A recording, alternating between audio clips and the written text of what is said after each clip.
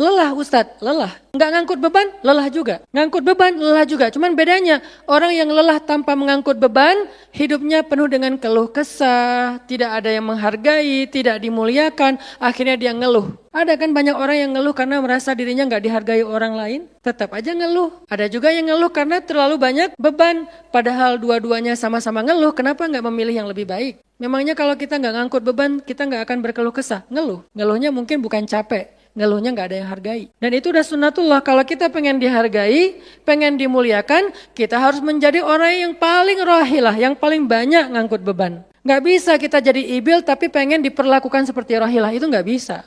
Assalamualaikum warahmatullahi wabarakatuh. Alhamdulillahirabbil alamin. Alhamdulillahilladzi arsala rasulahu bil huda wa dinil haqq liyuzhirahu 'ala ad-dini kullihi wa kafa billahi shahida.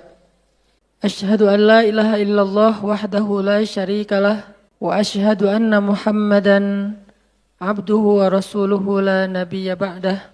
Allahumma shalli wa sallim wa barik ala sayyidina wa habibina wa nabiyyina Muhammad wa ala alihi wa sahbihi wa man tabi'ahu ila yaumiddin. Nahmadullaha ta'ala wa nashkuruhu la in syakartum la azidannakum wa la in kafartum inna azabi lasyadid.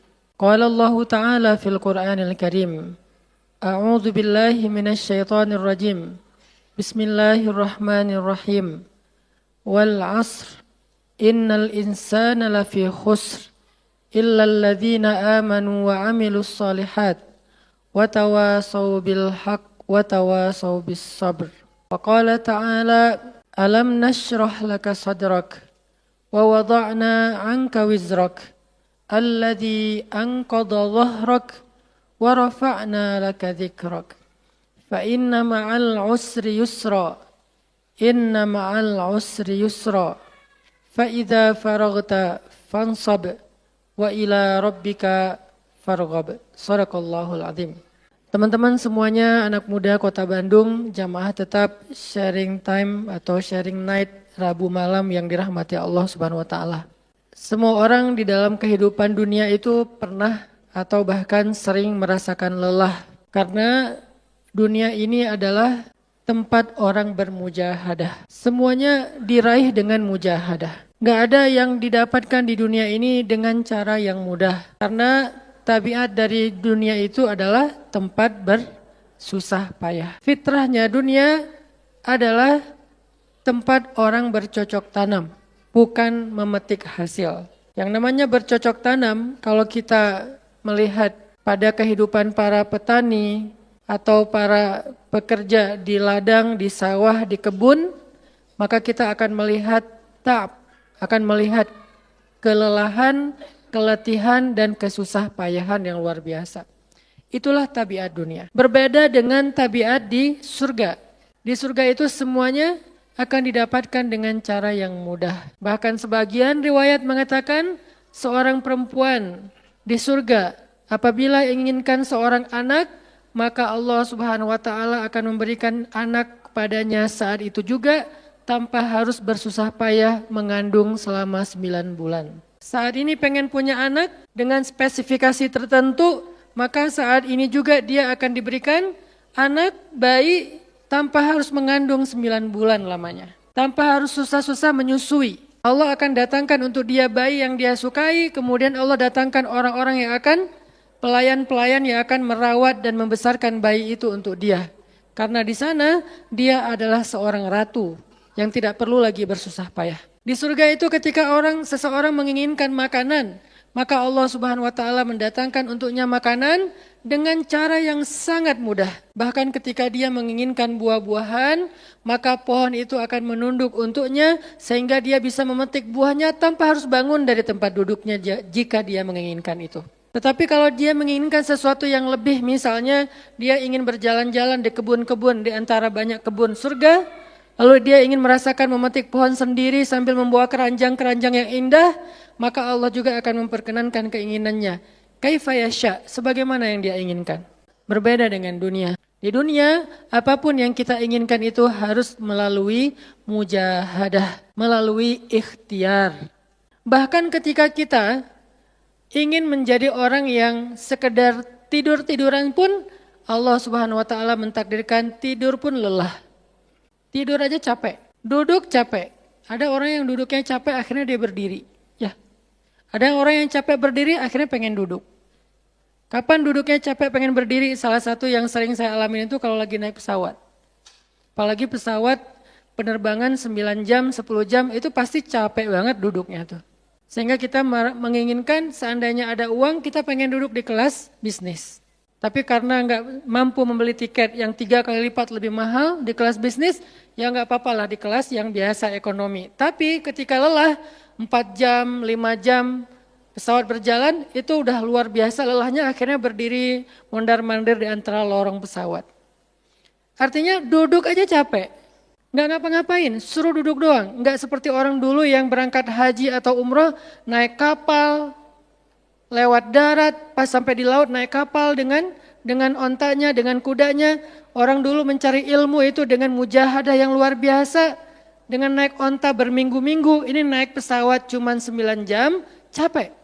Yang nggak ada guncangan, biasanya guncangannya cuma pas di awal sama pas mau landing doang. Di atas udah jarang ada guncangan karena dengan ketinggian tertentu dan pesawatnya besar. Tapi itu juga capek.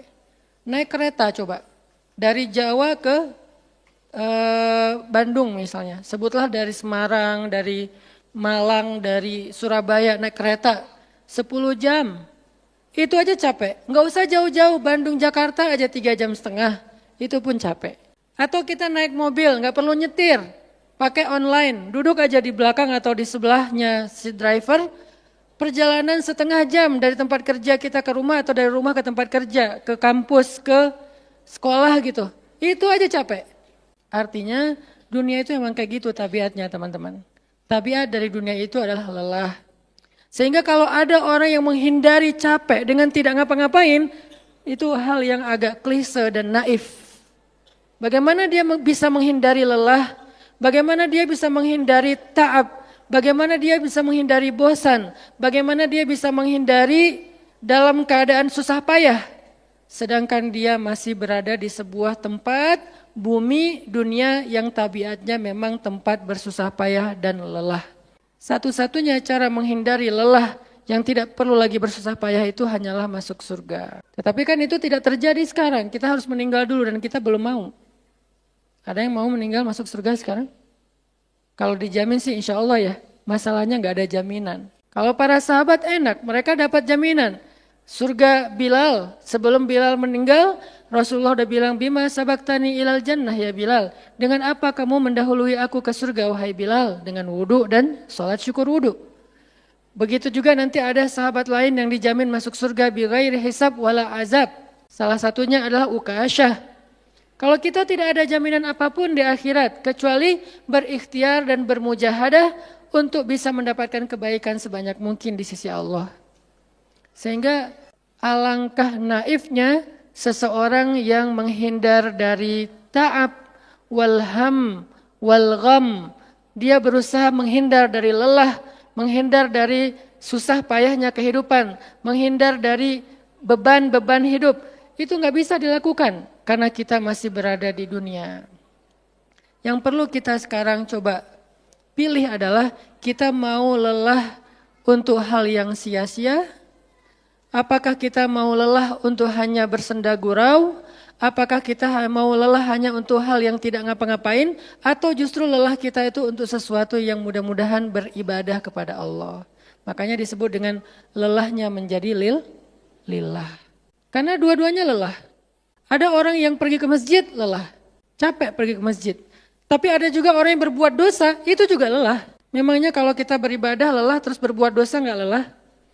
Banyak orang yang berbuat dosa lelah dan kita pernah merasakan kehidupan seperti itu. Sehari, 2 hari, sebulan, setahun, 2 tahun. Sampai kita benar-benar merasakan lelah banget dengan dosa.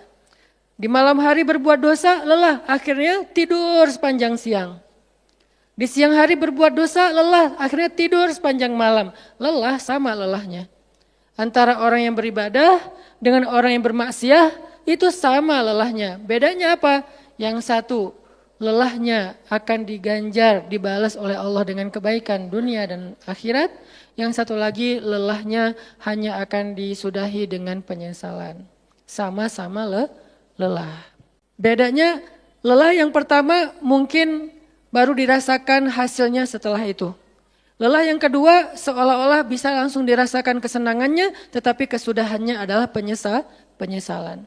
Makanya pada malam ini kita ingin merenungkan beberapa nasihat baik dari Al-Quran maupun hadis tentang bagaimana kita menjadi orang yang setiap hari tetap lelah, tetap banyak beban, tetapi beban itu mudah-mudahan menjadikan kita mendapatkan banyak kebaikan di sisi Allah. Makanya Nabi SAW bersabda dalam hadis riwayat Bukhari dan Muslim, "An-nasu ka'ibili mi'ah, la takadu tajidu fiha rahilatan." Manusia itu seperti 100 ekor onta. Manusia ka'ibili mi'ah, seperti 100 ekor onta. Yang harganya murah 50 juta, yang hidupnya untuk disembelih pada akhirnya nahar, disembelih. Onta itu kan kalau disembelih sambil dia berdiri ya.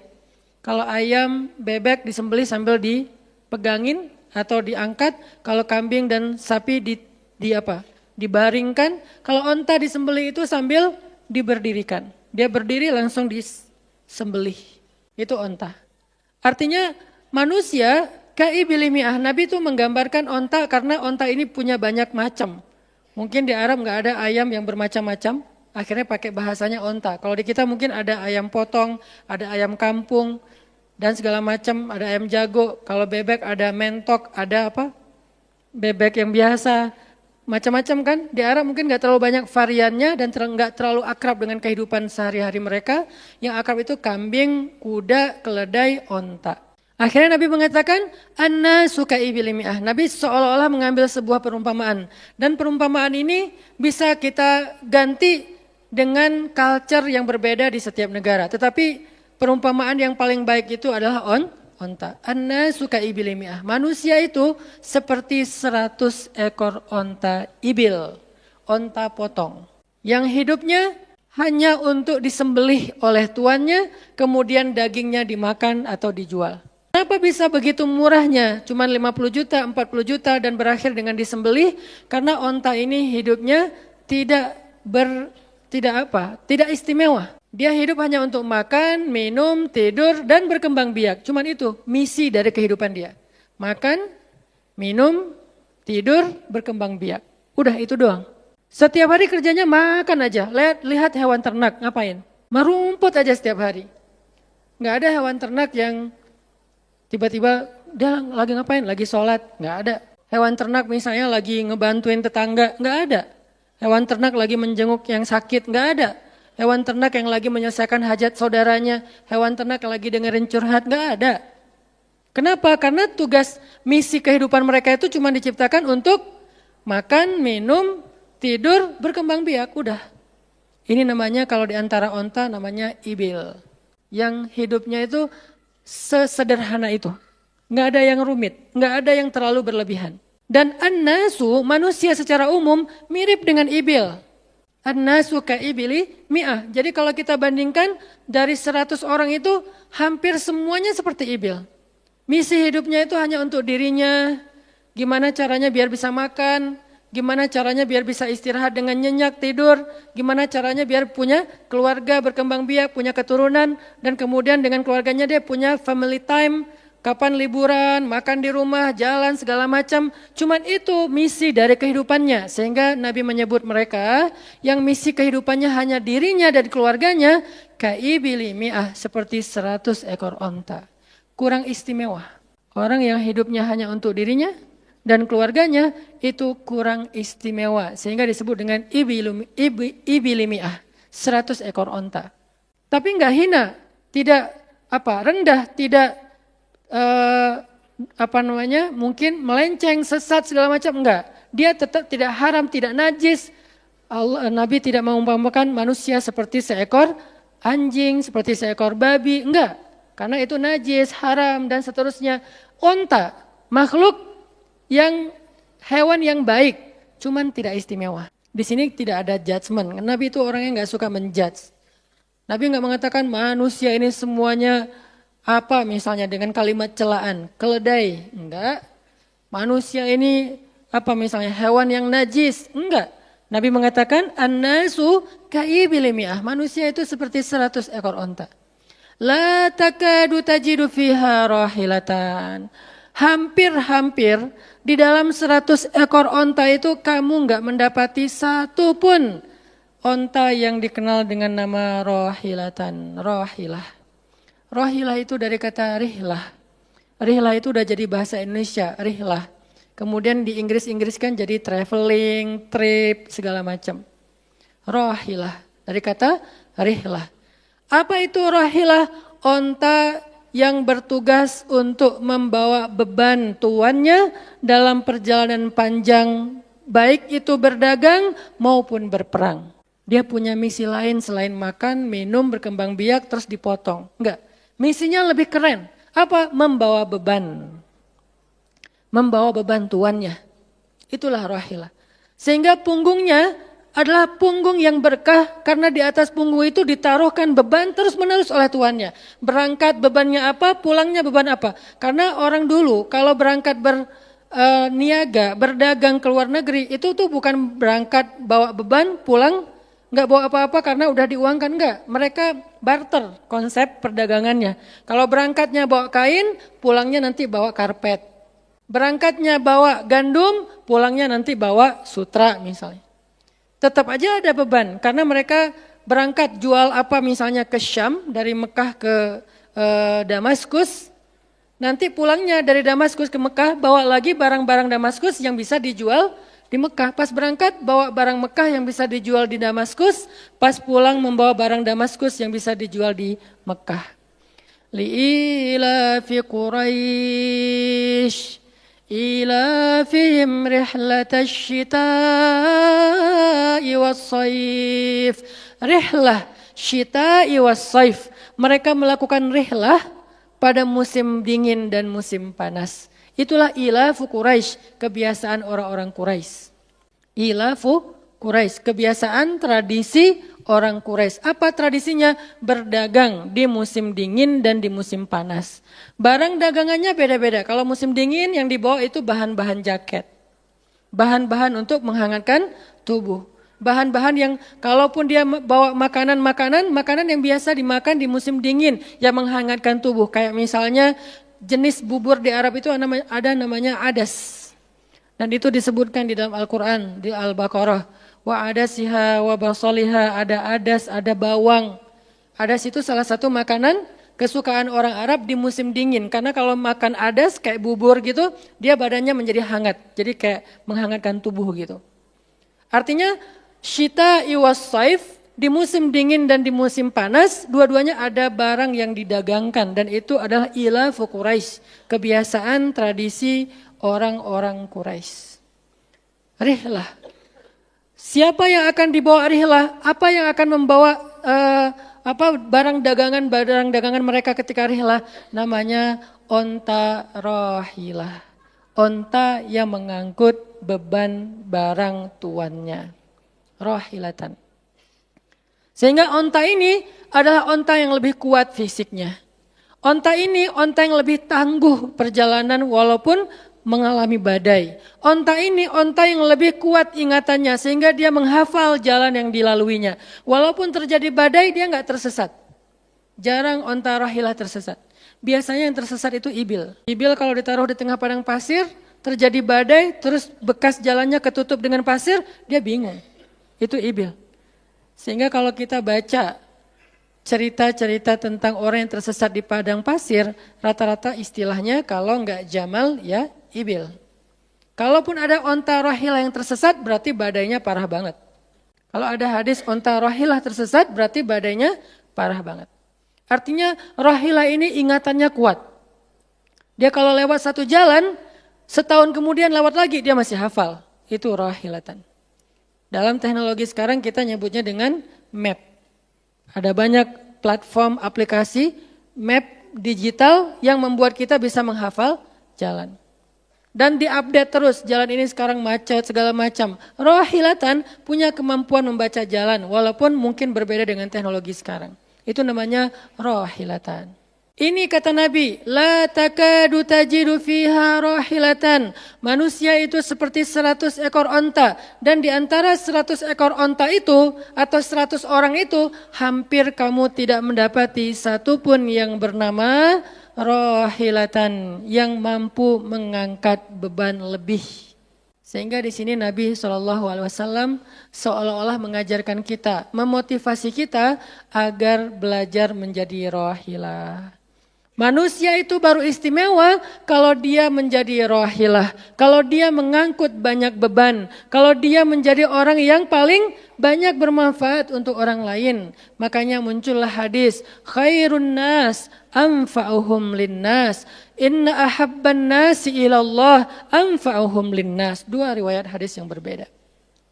Sebaik-baik manusia, kalau dalam analogi yang pertama, sebaik-baik onta adalah rahilatan. Bukan ibil, bukan naqah, bukan jamal. Sebaik-baik onta rahilatan. Kenapa kok rahilatan? Karena dia yang paling bermanfaat, soalnya dia yang paling banyak mengangkut beban. Sehingga dengan analogi tentang onta rahilah, kita menerjemahkan hadis khairun nas, sebaik-baik manusia dengan istilah khair. Arti khair itu memberi lebih, arti khair itu bermanfaat. Khairun nas anfa'uhum linnas. Sebaik-baik manusia yang paling bermanfaat untuk orang lain. Dalam riwayat yang lain, inna ahabban nasi ilallah. Sesungguhnya orang yang paling dicintai Allah di antara manusia, anfa'uhum linnas, yang paling bermanfaat untuk orang lain. Itu yang paling dicintai Allah di antara manusia. Muncul lagi hadis yang mirip. Inna ahabbal a'mali ilallah sururun tudkhiluhu ala qalbi muslim. Sesungguhnya perbuatan, amal soleh, aktivitas, pekerjaan yang paling disukai Allah di antara yang kita lakukan dalam kehidupan sehari-hari adalah membahagiakan hati orang lain. Ini semuanya hadis-hadis yang memiliki makna yang sama, yaitu menjadi pengangkut beban. Lelah Ustadz, lelah. Enggak ngangkut beban, lelah juga. Ngangkut beban, lelah juga. Cuman bedanya, orang yang lelah tanpa mengangkut beban, hidupnya penuh dengan keluh kesah, tidak ada yang menghargai, tidak dimuliakan, akhirnya dia ngeluh. Ada kan banyak orang yang ngeluh karena merasa dirinya enggak dihargai orang lain. Tetap aja ngeluh. Ada juga yang ngeluh karena terlalu banyak beban, padahal dua-duanya sama-sama ngeluh, kenapa enggak memilih yang lebih baik? Memangnya kalau kita enggak ngangkut beban, kita enggak akan berkeluh kesah, ngeluh. Ngeluhnya mungkin bukan capek, ngeluhnya enggak ada yang hargai. Dan itu udah sunnatullah, kalau kita pengen dihargai, pengen dimuliakan, kita harus menjadi orang yang paling rahilah, yang paling banyak ngangkut beban. Enggak bisa kita jadi ibil tapi pengen diperlakukan seperti rahilah, itu enggak bisa. Kita tuh ibil. Hidupnya untuk diri sendiri, nggak bantu siapa-siapa, nggak peduli dengan siapa-siapa, harta kita nggak bermanfaat untuk orang lain, pikiran kita nggak bermanfaat untuk orang lain, lisan kita tidak bermanfaat untuk orang lain, wawasan kita tidak bermanfaat untuk orang lain, apalagi tenaga kita nggak bermanfaat untuk orang lain, skill kita nggak bermanfaat untuk orang lain, semua tentang diri kita hampir tidak bermanfaat untuk orang lain, lalu kita ingin dihargai seperti orang yang paling bermanfaat. Ini naif, klise, enggak ada seperti ini, bukan sunnatullahnya. Karena seseorang itu diberi balasan sesuai dengan mujahadah. Al-jaza ala qadril masyaqqah, balasan tergantung susah payahnya dalam berikhtiar. Siapa yang mujahadahnya lebih, maka rewardnya lebih, jazanya lebih. Jadi saya kadang-kadang ngerasa, dulu saya juga pernah merasa kayak gitu. Kenapa kok dia dihormati saya enggak? Kita enggak boleh cemburu tanpa alasan. Seolah-olah misalnya harusnya hormati semua orang dong, enggak bisa. Itu udah fitrah manusia dan sunnatullah dalam kehidupan di dunia. Kalau kita pengen dihormati orang, kita harus menjadi rahilah. Kalau kita pengen dihargai orang, kita harus jadi rahilah. Nggak bisa kita berharap dihargai oleh pasangan kita atau calon pasangan kita, tapi kita nggak punya tanggung jawab, nggak bisa. Kalau teman-teman pengen dihargai oleh pasangan halalnya, teman-teman harus mengangkat tanggung jawab yang lebih berat daripada dia. Kalau dia yang capek, kita leyeh-leyeh aja di rumah, tapi kita minta dihargai, saya kan suami. Suami itu bukan status, suami itu peran. Ada orang dia jenis kelaminnya perempuan tapi dia suami. Kenapa? Karena dia mengambil peran laki-laki. Dan itu saya melihat banyak perempuan seperti ini. Hebat. Dan memalukan bagi suaminya. Di beberapa tempat saya melihat suaminya di pagi hari gak kerja. Cuma nongkrong-nongkrong aja di warung. Ngopi juga itu ada uangnya, giliran untuk nafkah keluarga dia gak punya uang. Untuk ngopi, untuk rokok dia punya uang. Untuk anaknya nunggak sekolahnya. Untuk anaknya makanannya seadanya. Sehingga karena ini udah berjalan bertahun-tahun, akhirnya istrinya udah nggak sanggup lagi berharap kepada dia, minta cerai juga nggak dicerai-ceraikan, akhirnya istrinya ikhtiar sendiri. Istrinya jadi pembantu rumah tangga, istrinya jadi kerja ke luar negeri. Saya beberapa kali ke Hong Kong, hampir tiap 4 bulan sekali ke Hong Kong. Dan selalu mendengar cerita teman-teman di Hong Kong, para pejuang-pejuang di Hong Kong itu kan 99%-nya perempuan ya. Hong Kong itu 99% lebih perempuan. Beda kan sama Taiwan, Korea itu laki-laki dan perempuan agak imbang lah. Tapi kalau Hong Kong itu bisa dibilang dari 100 pekerja 99 orangnya bahkan lebih adalah perempuan. Dan semua mereka punya masalah yang hampir sama di negerinya, di kampungnya. Masalahnya mereka terpaksa untuk berangkat ke luar negeri karena ada yang demi membiayai sekolah anak-anaknya, single parent. Kemana suaminya? Suaminya pergi dan tidak bertanggung jawab. Atau suaminya ada tapi tidak mampu mencari nafkah. Terpaksa dia kerja ke luar negeri dengan segala macam resiko. Dan banyak banget kasus di Hong Kong. Siapa juga yang mau jauh-jauh dari keluarganya, apalagi punya anak masih kecil ya. Kemarin kita baru dengar cerita seorang anak yang harus merawat ayahnya yang sakit kanker gara-gara di rumahnya nggak ada siapa-siapa, ibunya berjuang di luar negeri. Kenapa? Karena suaminya sakit. Kalau ini masih bisa kita pahami lah. Tapi kemana pamannya misalnya? Kemana misalnya kakaknya? Nggak tahu punya kakak atau gimana? Nggak tahu kondisi pamannya. Yang jelas bahwa ternyata kita itu dihargai itu bukan karena kita berstatus suami. Kita dihargai karena kita berperan sebagai suami, bukan berstatus sebagai suami. Kalau suami pengen dihargai, ambillah peran suami. Laki-laki pengen dihargai, ambillah peran laki-laki. Apa peran laki-laki? Tanggung jawab. Ambil sebanyak mungkin. Kalau kita udah menikah, tanggung jawab kita itu kalau mau lebih, jangan cuma istri. Ambil keluarga istri untuk kita ambil tanggung jawabnya. Adiknya istri, mungkin keluarga istri kita nggak mampu. Adiknya kita sekolahin. Mertua sakit, kita biayain. Nanti siapa lagi? Keluarga besarnya ada masalah, kita biayain, kita hutangin kalau misalnya kita nggak sanggup memberikan hadiah atau sedekah. Ambil, amanah, tanggung jawab itu ambil, semampu kita. Itulah contoh Rasulullah SAW. Makanya Nabi ketika sudah menikah dengan Khadijah, yang tinggal di rumah Nabi itu bukan cuma anak kandung beliau. Ada anak angkatnya Zaid bin Harithah. Ada sepupunya Ali bin Abi Thalib. Ada banyak lagi keluarga besar Khadijah yang tinggal bersama Nabi. Sehingga rumah Nabi itu adalah rumah yang banyak sekali orang-orang yang ditampung oleh beliau. Itu yang disebut dengan anfa'uhum linnas. Ambil tanggung jawab yang besar. Sehingga Khadijah itu respect banget sama sosok Nabi Muhammad. Bahkan sebelum Nabi dapat wahyu. Sehingga gak disebut Nabi. Respect sama sosok seorang Muhammad. Apalagi setelah beliau dapat wahyu, beban beliau bukan lagi keluarganya sekarang. Beban beliau adalah umatnya. Yang diurus oleh Nabi bukan lagi keluarga sekarang setelah dapat wahyu. Umat. Dan umat di sini lintas nasionalisme. Ada yang datang dari Persia namanya Salman Al-Farisi. Ada yang datang dari Romawi namanya Suhaib Ar-Rumi. Ada banyak sahabat-sahabat yang lintas kabilah. Bukan hanya orang Quraisy. Ada yang datang dari Yaman. Termasuk Sumayyah dengan Yasir, keluarga yang pertama syahid dalam Islam. Ini dari Yaman. Kemudian pindah lagi ke Madinah yang bukan orang-orang Quraisy. Di sana ada Bani Mudhar dari kabilah Aus dan Khazraj. Nanti berkembang lagi sampai ke Asia, Eropa dan seterusnya. Inilah bebannya Rasulullah SAW. Sehingga Allah menyebutnya dengan istilah rahmatan lil alamin. Rahmah. Tahu arti rahmah? Rahmah itu kasih sayang. Maksud kasih sayang, memberi sayang. Kasih sayang, bukan minta disayangi. Jadi kalau kita mau berkasih sayang, ya kasih sayangnya. Jangan sayangi saya dong, itu bukan kasih sayang, namanya terima sayang. Bukan kasih Kasih sayang, terima sayang, minta sayang. Itu namanya bukan rahmah, bukan mawaddah. Yang namanya rahmah, kasih sayangnya. Kalau kita nggak punya sayang, berarti kita nggak punya rahmah. Apa bentuk sayang kita? Perhatian. Apa bentuk sayang kita? Perasaan. Apa bentuk sayang kita? Dengan harta. Itu sayangnya. Dan Nabi, وَمَا أَرْسَلْنَاكَ إِلَّا رَحْمَةً لِلْعَالَمِينَ.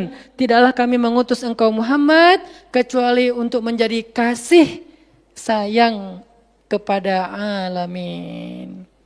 Arti rahmah dalam tafsiran yang lebih luas, menyelesaikan hajat manusia seluruh alam. Seluruh alam. Itulah kenapa Nabi Muhammad menjadi orang yang paling mulia. Karena yang diambil bebannya itu bukan satu keluarga Khadijah. Bebannya itu bukan satu kota Makkah. Bebannya itu bukan cuma orang Arab. Alamin. Sehingga Allah mengatakan, وَرَفَعْنَا لَكَ ذِكْرَكَ. Kami angkat engkau menjadi manusia yang paling mulia. Karena beban yang diambilnya paling berat. Apa beban Nabi? Apakah cuma ceramah? Enggak cuma ceramah. Kalau cuma ceramah gampang. Saya pernah menjadi penceramah dan saya pernah menjadi programmer dalam dakwah. 8 tahun saya ceramah di Bandung, gampang banget. Dan kalau mau nyaman jadi ustadz, mending saya jadi penceramah aja, gampang banget. Diundang-undang, ustadz mau dijemput? Ya jemput dong, jemput. Ya, ustadz kan dijemput, jarang kita jalan sendiri, seringnya dijemput. Dan karena dia pengen memuliakan kita, dia cari di tempat itu siapa yang punya mobil paling bagus untuk menjemput ustadz. Kalau di kampung, cari siapa yang punya mobil baru yang tahun misalnya 2018 lah, kalau nggak ada 2019. Saya punya, ya udah pinjam ya untuk jemput ustaz. Oh boleh, saya senang jemput. Kalau perlu yang punya mobilnya sekaligus jadi supirnya, jemput ustaz. Enak jadi penceramah. Jemput, tunggu di depan rumah, nggak langsung ketok. Kenapa? Nggak enak mau ngetok, biar ustaznya santai aja. Ustaznya keluar dibukain pintu. Terserah mau duduk di depan, duduk di tengah.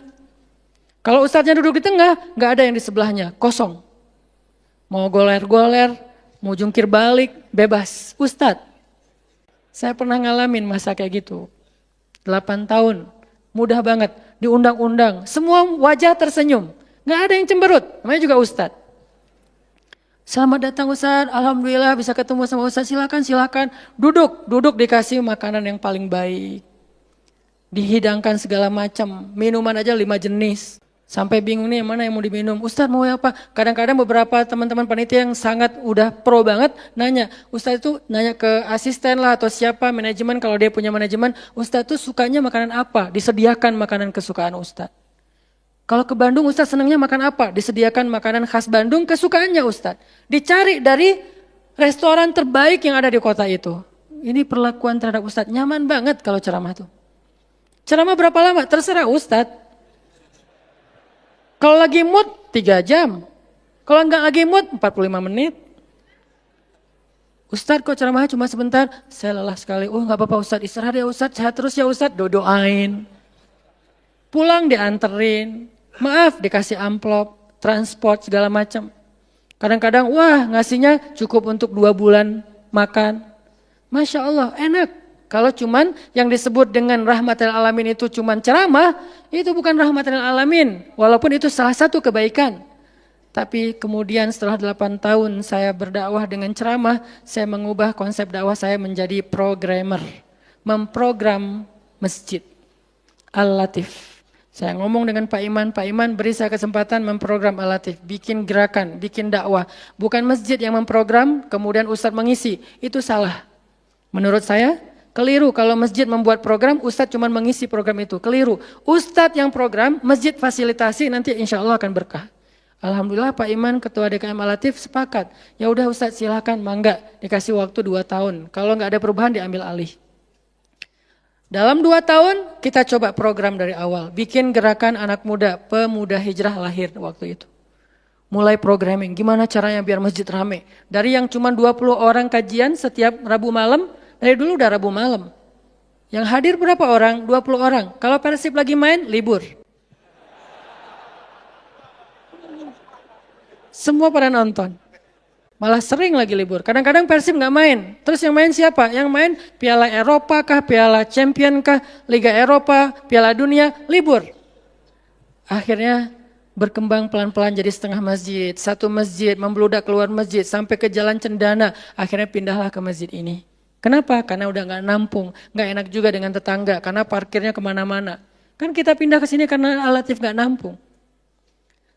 Nah, ketika dakwah berubah menjadi programmer, bebannya beda. Udah nggak kayak dulu, enggak, beda. Pergi taklim, pergi sendiri. Bahkan berkorban dengan harta sendiri, bareng-bareng dengan teman-teman. Semuanya lelah, kita meeting sampai tengah malam. Emangnya gampang membuat tren hijrah? Nggak mudah teman-teman. Kita harus meeting, mikirin. Sekarang tambah lagi beban yang lain, Barisan Bangun Negeri. Para ustadz berkumpul, bikin gerakan bersama. Kita bikin Barisan Bangun Negeri. Dikasih amanah untuk jadi amirnya. Mikirin apa yang harus kita lakukan. Program pertama saya bilang less waste. Isu lingkungan. Kenapa? Kita pengen jadiin masjid sebagai 911. Tapi pelan-pelan, gak bisa langsung. 911 ini nanti kalau ada masalah di masyarakat, tetangga masjid yang ditelepon masjid. Anak saya sakit, telepon masjid. Ada yang meninggal, telepon masjid. Ada yang pingsan, telepon masjid. Ada yang baru diputusin, telepon masjid. Sampah ini udah darurat. Bandung ini hanya batas deadline penanganan sampah kita kalau kata Pemkot itu sampai 2023. Kalau kita nggak punya alternatif, ini akan jadi masalah besar. Jakarta, saya kemarin ke Jakarta sampai 2022, lebih cepat sedikit daripada Bandung. Artinya mereka hanya bisa menampung sampah sampai 2022. Sisanya kalau nggak ada solusi alternatif, maka akan terjadi masalah besar, tumpuk sampah di depan rumah masing-masing selama nggak usah sebulan, seminggu aja gimana rasanya. Nggak ada yang ngambil sampah di depan rumah kita, seminggu aja. Petugas sampah nggak ngambil sampah di depan kos-kosan, di depan rumah. Sehari telat aja itu udah nggak enak, apalagi seminggu, sebulan, setahun, jadi gimana? 2022, kota-kota besar rata-rata terancam dengan bom waktunya sampah. Kita angkat less waste supaya masjid menjadi salah satu media komunikasi antara Pemprov, Pemkot, pemerintah kepada publik. Kenapa? Soalnya trust publik kepada masjid itu bagus. RT RW bikin program pungut sampah kayak edukasi dan campaign tentang sampah yang datang sedikit. Kalau RT RW bikin program hari Minggu yuk kita bikin gerakan pungut sampah, sedikit yang datang. Tapi masjid bikin taklim yang datang ribuan, apalagi 2-3 tahun terakhir alhamdulillah luar biasa. Sehingga masjid punya potensi untuk mengkomunikasikan masalah ini kepada publik. Saya ajaklah teman-teman yuk kita bikin isu sampah dimulai dari masjid. Jalan 2 Bandung, Bintaro udah jalan. Next mau kita jalankan di Jogja, di Malang dan di Pontianak. Seluruh masjid di Indonesia. Programming, mikir. Harus ketemu dengan beberapa orang. Dan habis waktu saya dalam beberapa tahun terakhir bukan untuk dakwah tablik, makanya udah jarang ceramah. Teman-teman kalau ngelihat ceramah anak Taki di Bandung cuma sekali seminggu, itu juga kalau nggak libur ya. Kajian Rabu malam. Ustaz Hanan selain Rabu malam ngapain sih? Ustaz kosong nggak? Kosong saya bilang. Kenapa nggak mau isi jadwal? Kosong dari taklim tapi nggak kosong dari aktivitas. Sehari meeting bisa 5 kali. Dulu saya pernah yang kalau bahasa teman-teman tuh ngeprank jamaah, bukan ngeprank sebetulnya. Katanya Ustaz nggak datang, tiba-tiba datang kan? Itu tuh meeting 5 kali sehari, dari pagi, siang, sore, menjelang maghrib, baru beres isya. Meeting dengan siapa aja Ustaz? Banyak hal yang harus kita bereskan untuk bisa memunculkan satu program kecil. Akhirnya beres isya, saya bilang masih ada jamaah enggak? Sebagian udah pulang Ustaz, tapi yang lain masih pada nunggu kasihan. Ya udah saya jalan aja ke sini naik motor, sampai di sini isya baru ngisi kajian. Artinya ternyata bebannya beda. Tapi rohilatan, itu yang disebut dengan dakwahnya Nabi. Saya baru mengambil sebagian kecil dari banyak varian dari dan instrumen dakwah Nabi itu cuma sebagian kecil. Memprogram, baru masjid. Nabi itu alamin loh.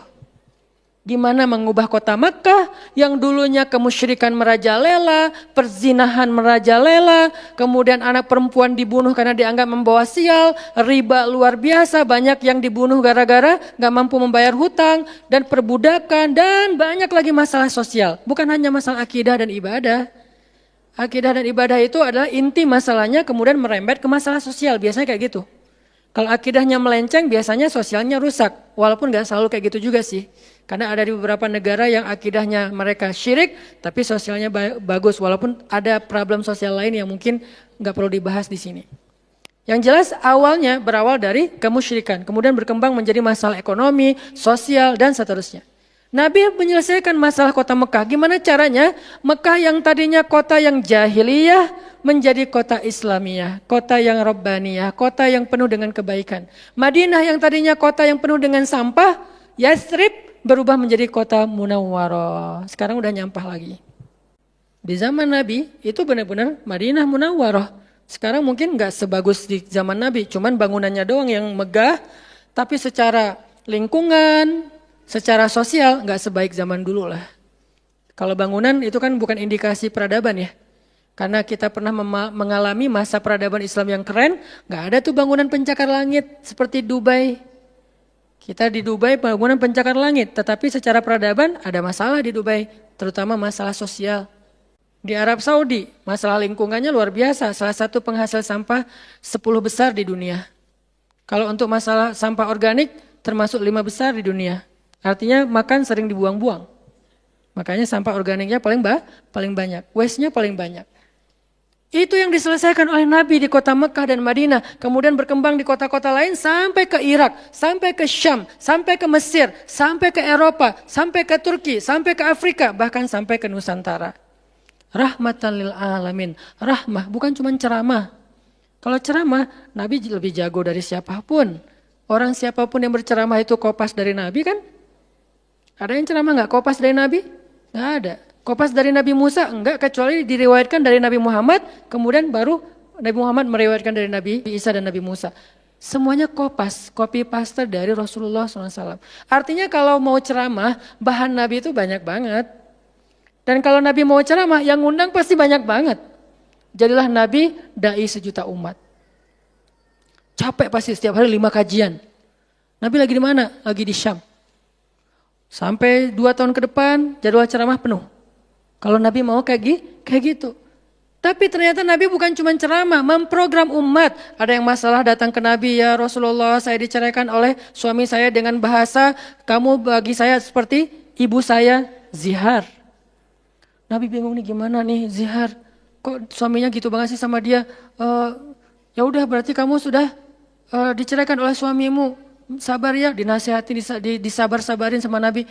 Dia pulang turun ayat, surat Al-Mujadalah. Tentang bab zihar. Ada lagi yang datang rame.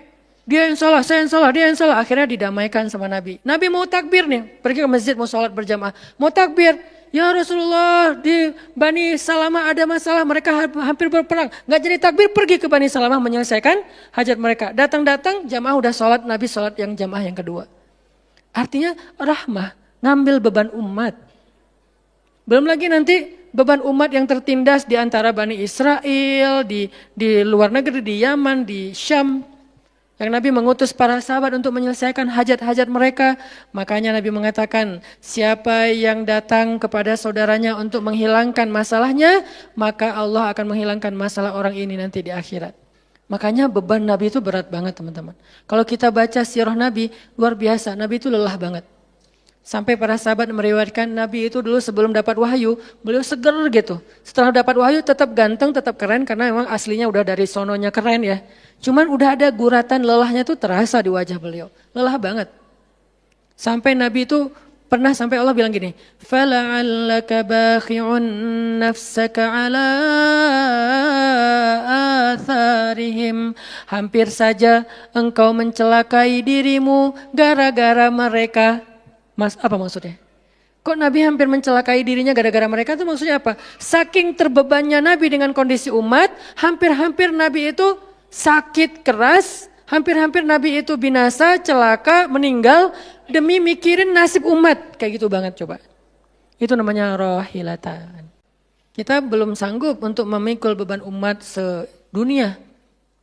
Makanya minimal kalau kita nggak ngambil beban umat sedunia dengan tangan kita, minimal dengan pikiran kita aja. Kita mikir nggak sih nasib Palestina? Atau kita masih nganggap bahwa itu beda negara? Kalau beda negara oke. Apakah kita memikirkan mereka karena kemanusiaan? Masa kita mau bilang mereka bukan manusia? Kan sama-sama manusia. Harusnya kita merasakan apa yang dia rasakan karena kita sama-sama manusia, punya perasaan yang sama. Kalau kehilangan akan sedih, kalau melihat kezoliman juga enggak akan kuat, kalau dizolimi juga akan sakit. Kita mikir enggak tentang Palestina? Kita mikir enggak nasib Suriah? Kita mikir enggak nasib Rohingya? Kita mikir enggak nasib Yaman? Apakah gara-gara kita mikir tentang mereka lantas kita jadi radikal dan teroris? Sejak kapan kita memikirkan nasib orang yang tertindas tiba-tiba jadi radikal? Apakah orang yang tidak memikirkan orang lain hanya dirinya sendiri berarti orang yang baik? Justru makin banyak kita mikirin nasib mereka, kita makin rohilatan walaupun belum sanggup menyelesaikan hajat mereka, mikir doang. Dengan kita lihat postingan yang terakhir di Idlib, bagaimana anak bayi kehilangan kakinya gara-gara kena bom dari tentara Rusia. Kita belum sanggup ngasih solusi sebagai pribadi maupun sebagai bangsa, belum sanggup. Pertama jaraknya jauh, kedua memang kita juga belum punya kemampuan untuk itu.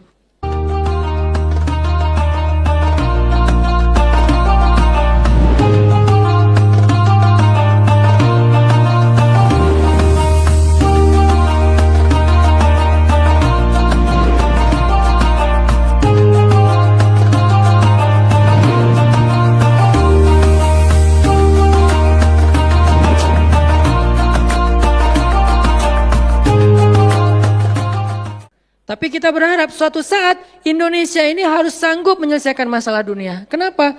Kita ini punya potensi peradaban, bangsa yang besar. Masa kita mau jadi kerdil terus ngikutin bangsa lain?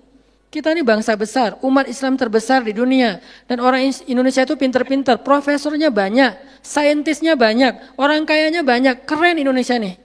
Kenapa Indonesia yang keren kayak gini cuma ngurus diri sendiri aja nggak bisa? Harusnya ngurus dunia, bukan ngurus diri sendiri. Itulah Islam yang sebenarnya. Kita ngurus Rohingya, gimana caranya Rohingya punya tempat tinggal. Kita urus Suriah, kita urus Palestina. Lalu apakah kita memikirkan tetangga kita? Teman-teman lihat deh, salah satu yang mungkin proyek kecil lah. Ini yang karena yang saya tahu, karena istri sendiri yang ngerjain. Lihat rumah teduh Sahabat Iin. Setiap harinya ada yang meninggal dengan kanker ovarium yang gede banget, ada yang kanker yang dulu yang saya bawa Ustaz Abdul Somad keliling di Bandung tuh, seorang anak muda yang udah meninggal, seminggu setelah Ustaz Abdul Somad mengunjungi dia, Rian namanya, meninggal dunia. Alhamdulillah dia sempat ketemu dengan Ustaz Abdul Somad, sempat dinasehati, mudah-mudahan di akhir hayatnya dia setelah dapat nasihat dari UAS, dia jadi sabar, jadi balik lagi ke Allah sehingga husnul khatimah. Datang kita, ketemu dengan Rian, habis ininya. Gara-gara apa? Gara-gara pernah kecelakaan di laut, terus jadi kayak kanker kulit, luar biasa. Itu parah banget. Dan itu enggak satu kasus, banyak. Di Jawa Barat aja udah banyak banget, apalagi Indonesia. Apakah kita mau mengambil beban itu? Atau kita bahkan melihat juga enggak mau, karena ngerasa enggak kuat, enggak berani. Terus kapan kita kuatnya? Kalau kita enggak kuat, namanya bukan rohilah. Yang namanya rohilah itu harus kuat. Dikuat-kuatin kalaupun enggak kuat. Sudah seberat apa beban yang kita ambil? Selain, dan itu nggak bisa bahasanya, diambil sebagian, dibuang sebagian yang lain, enggak. Minimal kalau yang di dekat kita mengambil bebannya sampai menyelesaikan hajatnya. Dengan harta mungkin, dengan skill, dengan network, dengan minimal dengan sosial media, kita repost, ya ada yang bisa bantu ini, enggak. Kalau yang di luar negeri, karena kita nggak sanggup menyelesaikan, minimal dengan pikiran dan doa. Kasihan ya mereka, doain terus. Karena doa kita itu ngaruh. Jangan berpikir mendoakan mereka itu nggak ngaruh itu. Mempercepat datangnya pertolongan Allah. Minimal dengan doa kita, Allah kuatkan hati mereka. Minimal. Dengan doa kita, Allah kuatkan hati saudara kita di Yaman, yang kelaparan, di Syam, di Palestina, di Rohingya, di Turkistan, yang masih dalam campnya orang-orang komunis. Minimal doa kita menguatkan hati mereka. Kan berarti membantu. Ada orang yang ketika dapat musibah, kita datang nggak bisa ngasih solusi. Tapi begitu kita nasihati, lalu kita doakan, itu udah membantu dia, minimal hatinya jadi lapang. Kemudian kita doakan, dia merasa diperhatikan. Bukankah itu sebuah bantuan? Dan itu rahilah. Semuanya aja yang di luar negeri kita pikirkan, apalagi yang di dalam negeri, semampu kita. Makanya nama barisan kita tuh Barisan Bangun Negeri. Kalau ditanya, apa Ustaz tujuan bikin gerakan Barisan Bangun Negeri? Ya bangun negeri. Masa masih ditanya ya? Karena masih ada yang nanya, ngapain sih tuh ustaz-ustaz ngumpul mau bangun negeri? Itu udah jelas dari namanya juga. Terus santrinya ngapain? Namanya Santri Bangun Negeri. Ustadznya Barisan Bangun Negeri, ada 2 nama. Para guru, saya pelan-pelan pengen ngumpulin para guru-guru yang seleting. Supaya kita barengan. Ngumpulin pelan-pelan. Namanya Barisan Bangun Negeri. Nanti teman-teman yang ngikutin para guru, para santri, namanya Santri Bangun Negeri. Jadi kalau ditanya mau ngapain, mau bangun negeri. Programnya apa? Pertama, program isu lingkungan. Nanti naik lagi isu sosial, naik lagi isu healthcare, kemanusiaan, kesehatan, dan seterusnya. Kan itu tugas pemerintah, kita nggak mau menyalahkan siapapun. Udah capek berdebat, tugas kita sekarang siapa yang pengen jadi rohilah. Itu yang dilakukan para guru kita sekarang teman-teman di Barisan Bangun Negeri. Mikir, kemarin saya 40 jam nggak tidur. Dari Bandung ke Jogja. Di Jogja ada acara, udah beres acara, kita ada meeting yang penting banget, yang bikin saya sesak sampai sekarang. Itu ada diskusi yang saya tidak bisa sampaikan ke publik, itu diskusi dari jam 11 malam sampai jam setengah 4 subuh. Kenapa diskusinya sampai malam, Ustaz? Karena besok kita semuanya udah pada bubar, udah pada pulang masing-masing ke negerinya, sehingga nggak sempat ketemu. Ketemunya kita cuman malam Selasa. Selasa subuh pesawatnya udah mulai ada yang pesawat jam 5, jam 6, jam 7. Jadi malam itu harus kita selesaikan meeting kita. Meetinglah kita sampai jam setengah 4 subuh. Beres meeting langsung ke bandara. Saya dengan salah satu ustadz ke bandara berdua naik flightnya pas bareng. Belum selesai tadi meetingnya, meeting lagi di pesawat. Dari Jogja ke Jakarta. Di Jakarta saya ketemu dengan beberapa teman-teman yang pengen mendukung program pesantren yang sedang kita dari setahun yang lalu ingin kita buat, tapi juga belum cukup untuk membebaskan lahan, karena kita butuh 15 M membebaskan lahan. Alhamdulillah udah terkumpul sekitar 2 M, masih jauh dari target. Baru membebaskan lahan, belum membangun. Akhirnya bahasa istri saya ngamen di Jakarta dari pagi, siang, sore, malam. Malam pulang. Di kereta juga diskusi lagi sama istri karena ada beberapa program yang harus kita bereskan. Sampai rumah jam 12 malam. Jadi 1 hari setengah. Hampir 2 kali 24 jam. Baru istirahat. Itu kalau programming. Beda dengan ceramah. Diundang ke Jogja. Ustaz, ceramahnya di Jogja. Oke, jam berapa? Isya. Ya udah saya datangnya maghrib. Terbang jam 5. Sampai di sana maghrib. Ceramah, beres ceramah, saya tidur. Gampang kan? Beres ceramah jam 11 malam, balik ke hotel, dipesankan hotel sama panitia.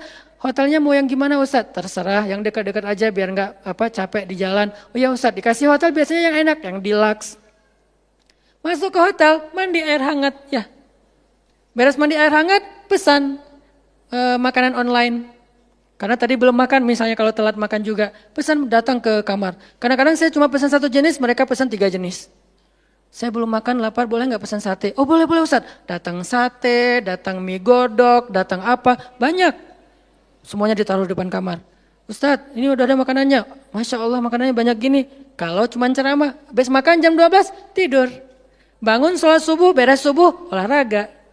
Ya, karena di hotel, treadmill. Beres treadmill, berenang. Beres berenang, breakfast.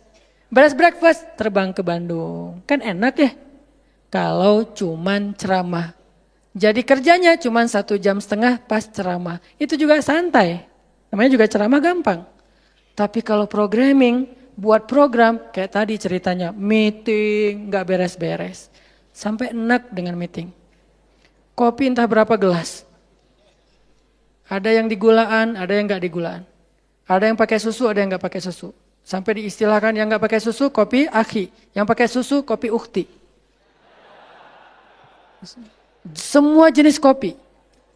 Artinya rohilatan. Ternyata memang benar kata Nabi, manusia itu seperti 100 onta, sedikit yang rohilatan. Makanya sekarang kita mau milih mau jadi rohilatan atau mau jadi 100 onta. Dimulai dari hal yang kecil. Saya ngajak teman-teman, yuk kita jadi rohilah, kita angkat beban negeri kita, beban bangsa kita. Saya pengen banget masjid itu jadi kayak rumah teduh. Sekarang yang menjalankan pasien kanker kurang mampu se-Jawa Barat, salah satunya rumah teduh itu. Yang sekarang ada 15 rumah dengan sekitar 300 pasien. Yang setiap kali operasi itu 40 juta. Karena kalau pakai BPJS antrinya setahun. Sehingga harus pakai jalur normal. Dan beberapa di antara mereka belum sanggup untuk membayar cicilan BPJS sehingga nunggak nggak bisa pakai. Kita selesaikan. Harusnya itu dilakukannya oleh masjid. Kenapa? Karena potensi zakat, infak, sedekah, kenceleng masjid gede. Jangan cuma dipakai buat renov. Jangan cuma dipakai buat pengumuman hari Jumat. Kenceleng minggu ini 300 juta. 300 juta di sebelah masjid ada orang lapar. Berarti ngapain 300 juta teh? Harusnya 300 juta itu kenceleng minggu ini. Harusnya 300 juta tapi tinggal 10 juta. Kenapa? Beban umat diangkat semua sama masjid. Itu cita-cita kita, pengennya masjid itu menjadi, makanya ada hashtag masjid peradaban. Apa masjid peradaban? Masjid rohilah, masjid yang mengangkat beban umat. Bukan cuma membuat program jihad, pengajian hari Ahad. Udah lewat lah masa kayak gitu-gitu, udah gak keren. Ini saya tantang masjid-masjid yang ada di Indonesia, jangan hanya fokus dengan taklim. Taklim itu udah banyak dan mudah melakukannya, kurang challenging. Coba masjid mikirin masalah sekitarnya, satu masjid mikirin satu RW kalau masjidnya kecil. Kalau masjidnya masjid kecamatan, mikirin satu kecamatan. Kalau udah beres dengan kecamatannya, gak ada lagi masalah, pergi ke kecamatan sebelah. Kolaborasi dengan masjid kecamatan sebelah, yuk selesaikan masalahnya. Bisa banget kalau masjid mau. Tapi serahkan programnya ke ustadz yang ngerti harokah, yang ngerti pergerakan. Dan sekarang udah banyak ustadz yang ngerti pergerakan. Baru kita akan melihat Indonesia yang luar biasa. Terus apa yang bisa kami lakukan Ustadz? Yuk bareng-bareng dengan saya, dengan pemuda hijrah, dengan para guru barisan bangun negeri, kita bangun deh Indonesia semampu kita. Dengan apa? Dengan skill kita masing-masing. Dengan potensi kita masing-masing. Ada yang punya harta dengan hartanya. Ada yang punya kemampuan skillnya dengan skillnya. Saya udah berkali-kali menjelaskan, skill itu untuk dakwah penting, bukan hanya penceramah. Nah, mau nggak nih teman-teman? Yuk kita bangun Indonesia. Sekarang kita mikirin apa yang bisa kita lakukan untuk Indonesia. Masing-masing dengan potensi kita. Karena kita anak masjid. Anak masjid. Karena kita banyak sering ke masjid. Ya udah kita bangun Indonesia dengan cara masjid. Dan ternyata cara masjid itu bukan cuma Allahu Akbar dan Subhanallah, Salam. Enggak. Yang dibicarain di masjid itu bukan cuma juz-juz Al-Quran. Tapi masalah umat. Karena Nabi membicarakan masalah umat itu di Masjid Nabawi. Yang kita pengen ke sana, berharap banget bisa umroh. Apakah di Masjid Nabawi itu cuma ada raudhah kemudian orang berdoa, egois banget pengen masuk surga sendiri? Enggak. Di raudhah itu Nabi dengan Jibril bicara tentang umat. Gimana caranya umat ini selesai masalah mereka. Sampai ke penjuru dunia. Yang terjajah dibebaskan dari penjajahan. Yang terzolimi dibebaskan dari kezoliman. Itu namanya rahilah.